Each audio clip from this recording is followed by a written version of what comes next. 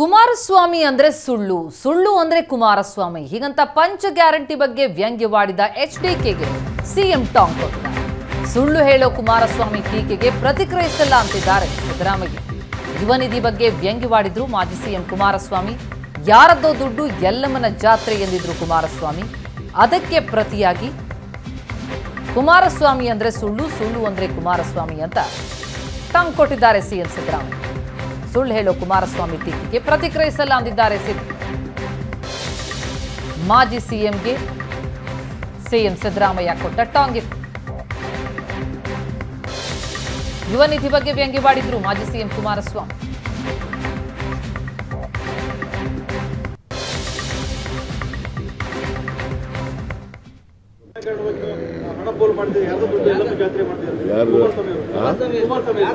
ಕುಮಾರಸ್ವಾಮಿಗೆ ನಾನು ಟೀಕೆಗೆ ಯಾಕಂದ್ರೆ ಸುಳ್ಳು ಹೇಳೋದು ಕುಮಾರಸ್ವಾಮಿ, ಅದರಿಂದ ನಾನು ಯಾಕೆ ಮಾಡಲ್ಲ.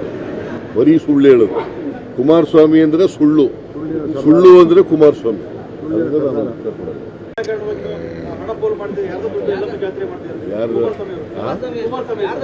ಕುಮಾರಸ್ವಾಮಿಗೆ ನಾನು ಟೀಕೆಗೆ ಯಾಕಂದ್ರೆ ಸುಳ್ಳು ಹೇಳೋದು ಕುಮಾರಸ್ವಾಮಿ, ಅದರಿಂದ ನಾನು ಯಾಕೆ ಮಾಡಲ್ಲ. ಬರೀ ಸುಳ್ಳು ಹೇಳೋದು.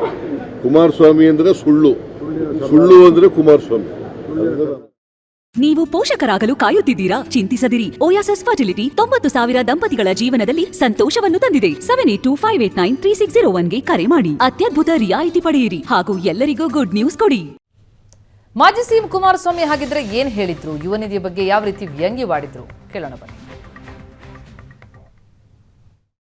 ಈಗ ಏನು ಹೊಸದಾಗಿ ಈಗ 2023-24 ಪದವೀಧರರೇನಿದ್ದಾರೆ ಅದಕ್ಕೆ ಗೈಡ್ಲೈನ್ಸ್ಗಳೇನು ಹಾಕೊಂಡಿದ್ದಾರೆ. ಈಗಾಗಲೇ ಒಂದೂವರೆ ತಿಂಗಳು ಆಗಿದೆ.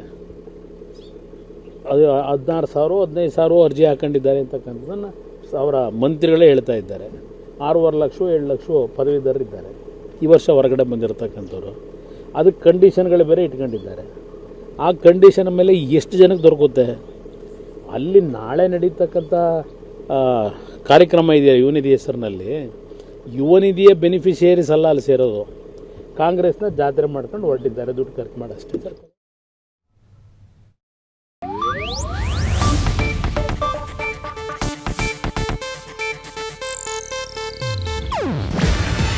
ಇದು ಏಷ್ಯಾನೆಟ್ ನ್ಯೂಸ್ ನೆಟ್ವರ್ಕ್ ಪ್ರಸ್ತುತಿ. ನೀವು ನೋಡ್ತಿದ್ದೀರಾ ಏಷ್ಯಾನೆಟ್ ಸುವರ್ಣ ನ್ಯೂಸ್.